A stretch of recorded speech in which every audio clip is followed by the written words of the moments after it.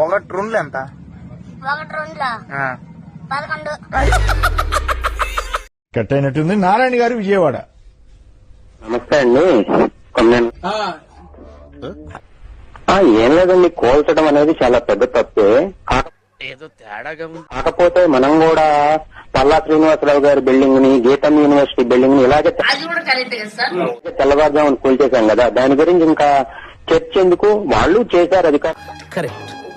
ఇది కరెక్ట్ గా చెప్పావయ్యా. పారితోషికం రైట్. ఆయన పారే శోతకం అన్నారా? ఏంటి సార్ అది? Okay right. సర్వీస్, వీళ్ళకి అందుతున్నటువంటి సర్వీస్, ఈ 3 పాయింట్ల పైన ఏం చెప్తారు? ఈ నష్టగాడు అప్పుడే వచ్చాడండి. ముందుగా సాక్షి ప్రేక్షకులకు నమస్కారం అండి.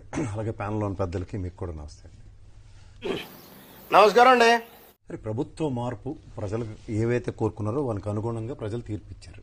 చూడరా, ఇప్పుడు జగన్మోహన్ రెడ్డి గారు 3,000 పెన్షన్ ఇస్తానంటే ఈ 4,000 పెన్షన్ ఇస్తానన్నారు. అనుకున్నా అడు తిరిగి నా మీదగా వస్తాడు అనుకున్నా.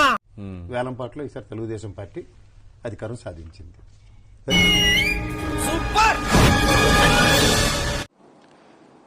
మరి ప్రజలందరి ఆశీస్సులు, జగనన్న ఆశీస్సులు, కార్యకర్తల కష్టం, టైమింగ్ బాగుంది కానీ టైమింగ్ దరిద్రంగా ఉంది. వీటన్నింటి ఫలితం ఇవాళ మళ్ళీ 3వ ఎంపీగా ఎన్నిక కాబడడం జరిగింది. కాదు బాబా, చాలా మంచోళ్ళు అంట. అదెవరు చెప్పారు? అదెవరు చెప్తాను నమ్ముతా నేను.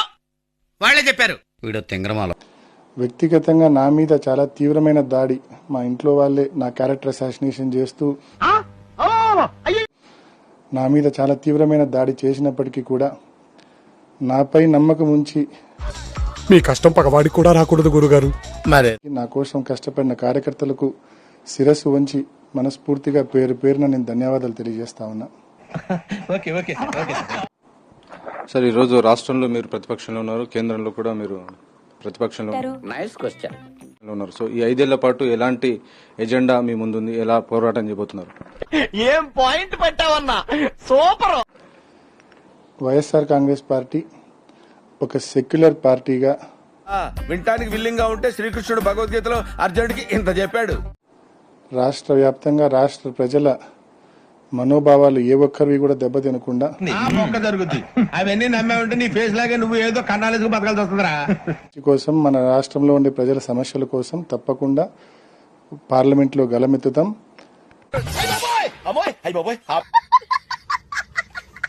ఒక్క తాడేపల్లిలో జగన్మోహన్ రెడ్డి గారు ఉండేటువంటి ఇంటి దగ్గర, మరి ఆయన భార్య ఇద్దరే ఉండేది. మరి వారిద్దరు ఉండేటువంటి దగ్గర 379 మంది తాడేపల్లి ఇంటికి చుట్టూతా ఉండేటువంటి దాని దగ్గర. అట్లాగే 439 మంది మరి మొత్తం ఆయన సెక్యూరిటీ, ఆయన బయటకు వస్తే బయట ఉండేటువంటి దాని దగ్గర మరొక 116 మంది స్పెషల్ వింగ్ అట.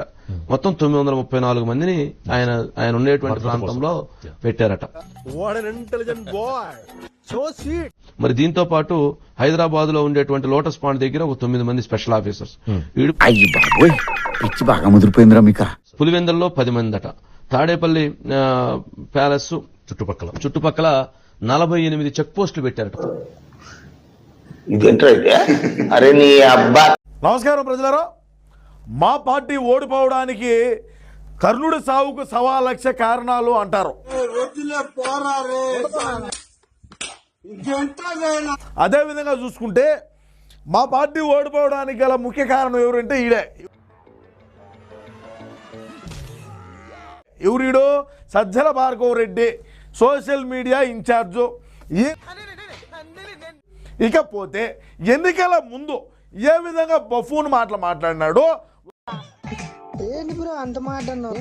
రాష్ట్రాన్ని పక్క రాష్ట్రానికి అమ్మేసైనా సరే పోలవరం నిర్మించుకోవాలనేటువంటి సరిపోయారు ఇద్దరు. కాదండి, మీరు చెయ్యాలంతే.